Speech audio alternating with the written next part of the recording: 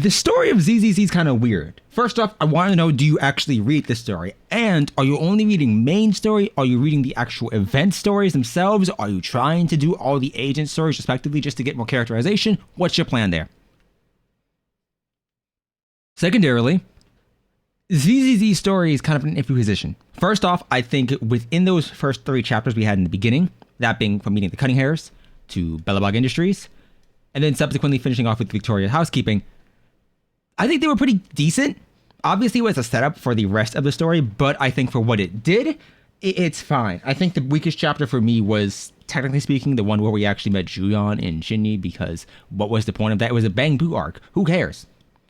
Secondarily, I think the Victoria Housekeeping section was good. It featured the Cunning Hairs, so, fine, great. I love them. They're very animated, but I think Ellen lacked a lot of characterization for her chapter, which is weird because she was the only character on banner at that point in time. But whatever. Who knows? Maybe they had something planned. They didn't because they kind of forgot about her, but whatever.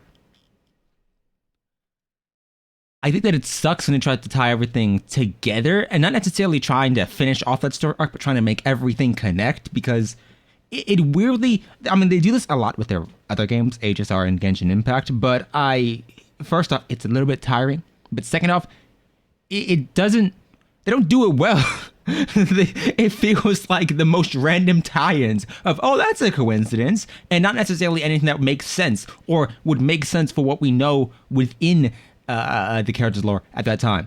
So it's weird. But secondarily, I don't know. HSR and Genshin are very different IPs, yes, but Hoyoverse tries to obviously tie in characters together from their Honkai Impact 3rd series. You'll see characters repeating throughout their games. Raiden and Akaron, otherwise known as Raiden, as an example, and Himiko. So it's weird. I don't like that, because first off, just make Honkai Impact 3rd 2 if you really want to use the same characters and stop trying to shove them into every game. Star Rail, I'll give it a pass because it has the Honkai name, but still, I don't want to play your first game. I don't want to play that one. Stop making me care, or trying to. But secondarily, it's kind of odd because, first off, Hoyoverse, I don't think has ever really done a good job with event stories. Not necessarily within the stories themselves being good. I think they're fine. And an example being Genshin has a lot of Albedo questlines than anything featuring Dragon Spine, realistically. And I think those are quite done well. They're quite nice. I think that the second, I believe, summer event for Genshin, where we had Fischl and Jinyan, was actually pretty nice. But Genshin has the issue of they didn't add a story archive, so half the player base never got to experience them. And then secondarily, within this one, it's weird because you have big events like Overlord's Feast, like Mystery of this one. I'm not saying that one, but I think it's odd because for the first half, they kind of mesh weird gameplay mechanics. First off, I don't think that ZZZ really made good use of the TV mechanic. I think that it was pretty bad, all things considered. But if you liked it, I can understand why. I just don't think they ever made good use out of it. I think in a lot of ways, it felt like it elongated the gameplay rather than being something fun alongside the gameplay, because if you went too fast, you missed dialogue. If you went too fast within the main story stages or the actual combat stages, you missed dialogue. The dialogue a lot of times doesn't feel very good. I think for one scenario, as an example I can point out, was the entire arc featuring Lucy, Piper, Bernice, and Caesar. I liked the concept, don't get me wrong. I don't know why Billy was mentioned at all when he had no role to play, had no characterization for that arc, and realistically didn't matter, but whatever. I think that I liked, obviously, seeing Piper and seeing Lucy. They're cute characters. I enjoy their designs. I like their voices. I liked Lucy's first voice way better, the same way I did like Soukaku's first voice far more than whatever she has now. But I think it sucks because they kind of did the usual fake out of, oh, something's going to happen to this character, i.e. Caesar. And it didn't, but it's like you didn't even give it time to settle. You immediately revealed that everyone was fine. It sucks. Bernice, I thought was pretty cute. I liked her a lot. I didn't pull for her. I won't pull for her, but I liked her a lot in the story. But I think Hoyoverse themselves kind of fall into an issue where you have a roster that I think is pretty well defined. That's going to be like the Cunning Hair as an example because they're reoccurring characters. But lesser characters or characters that are not necessarily as well liked by the community or not as prevalent within the story, anytime they're featured in an event, they're barely there. And when I say barely there, I mean their personality's gone. Any relevancy they might have had is gone. They're basically forgotten about. I like ZZZ's roster. I hate Anton, I hate Billy, but I like everybody else. And it sucks because if you like a character that's off meta, as an example, we'll use Corrin, and who won't really be featured within the next story chapter or consistently, you have to rely on events. And as Genshin has set up, as HSR has set up, if a character is not well liked, not good, or not relevant within the story, they're never showing up.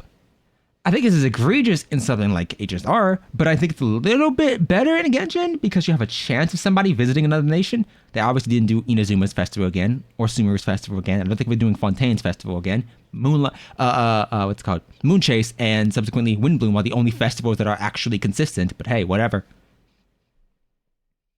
I think it's very weird. The story in ZZZ thus far is fine. I like the fact that we actually have a replaying feature within the game itself where you can go back and rewatch them. That's great. But I think from a standpoint of, is it all good? I feel like a lot of times you don't get enough time with any characters to develop a significant attachment to. You can think they're cute. You can think they're funny. I think Billy is meant to be comic relief. He's great as that comic relief. But he gets slightly mentioned within the entirety of the Outer Rim section, but nothing really evolves in his character to an extent to where you're like, damn, he actually, is a pretty chill guy. No, he's mentioned here and there, and that's it. They move on. I think that Koleda and subsequently Grace are the main focal points of the entire Battle Block Industries section of Chapter 2, I believe, or maybe that's Chapter 3 with the interlude. But Ben Bigger and Anton aren't really as focused on. That's fine because you have your 1 to 2 main characters that I think are pretty decently explained. But then you have others. Nicole was kind of the focal point of the Cunning Hairs. I think while Billy has his comedic relief moments, he's not focused on enough to really be a character outside of just being the funny man. I think Nekomata's there, but if you ask me honestly, and I'm a Nekomata main, I adore this character. She is like max invested.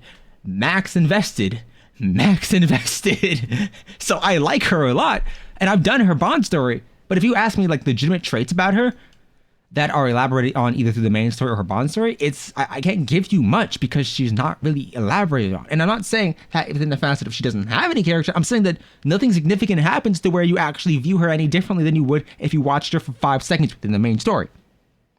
You can say she has a tragic backstory, but it doesn't matter if I have to dig through files to find that.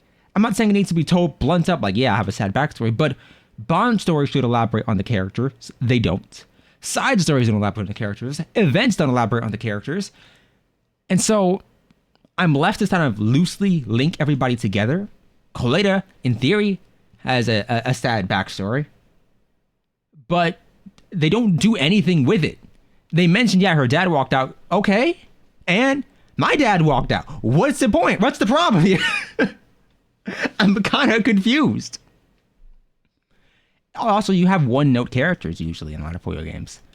If someone's comedic relief, that's their whole personality. Ito, as an example in Genshin, is meant to be the funny man. People liked him, so he's in every damn event. And like, you cannot go, you go 2 patches, and that's at most what you're getting without an Ito event. Every time he comes back, it's a Beetle event. He's the same guy every time. He doesn't really get elaborated on for his character traits.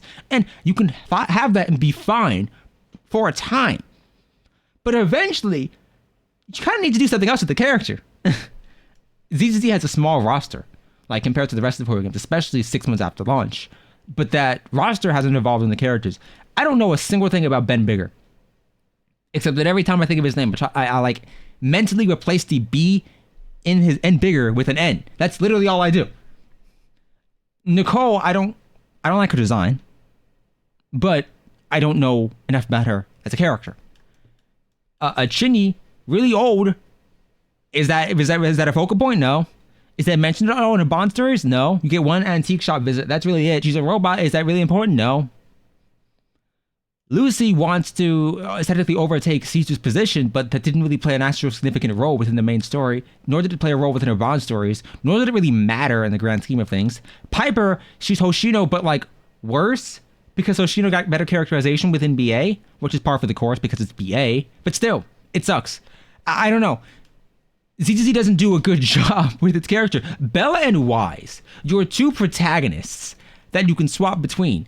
They're fine. I like Bella's design. Wise just kind of who designed this? Why was your only good designs Lumine and Aether? Whatever Genshin, whatever Holyverse. I don't know. But I feel like post chapter 2, they didn't really get a character. And by that I mean, if we're going through, like, let's say the rest of, yeah, there we go.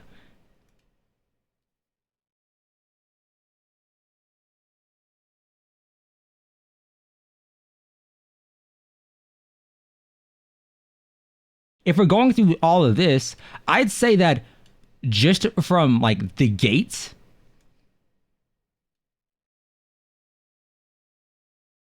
the last chapter they had an impactful moment, I'd say, where they were actual characters, was in my opinion when I believe the car almost hit Belle, or I don't know if it was Belle if you played as Belle, the main character, but for me, as someone who plays Wise, when the car almost hit Belle. And I believe that was the time you met Qingyi and Juyan, or when your sibling was trapped in a hollow, technically speaking. That was it. They didn't really do much beyond that. And it's weird because this is, I think, the first HoYo game where you actually have both protagonists be protagonists. And I have more characterization for Fairy at this point. This is kind of a mini ramble and rant. There's no real point. I don't know, it's weird. I like certain characters. Koleda, I think is cute, but she's irrelevant, especially because she's fallen off the meta-wise. I like Nekomata. She's adorable. But that's all her character is going to be. The McDonald's skin was cute. It's not a skin, though. As with every other horror game. Agent stories don't matter. Agent stories. What is the point of these? I don't mean what is the point as in, oh my god, why would you ever do them? I mean, what is the point actively? What was the point of Koleda's agent story? I did Nekomata's. Here's the worst part. I didn't learn anything about either one of them. They didn't evolve on the character for me. So what was the point in adding them if you're going to have them be about random NPC number 43? I don't know. It's stupid. It's weird. I don't like it. I don't understand it. But hey, it's HoYoverse. Who knows if they even understand what they're doing? They might just be pulling random things as they go, writing this as they go with no real goal. And if that is the case, I can understand why. Because I can't see in any way, shape, or form that half the stories within their respective games could have been pre-planned. Genshin is so haphazard. You might get a great story arc and then follow it up with something bad. HSR had Peanut Honey and then went to the War Dance Festival. So I don't know. But that's just my thoughts. Tell me yours. Who's your favorite character? I'll see you next time.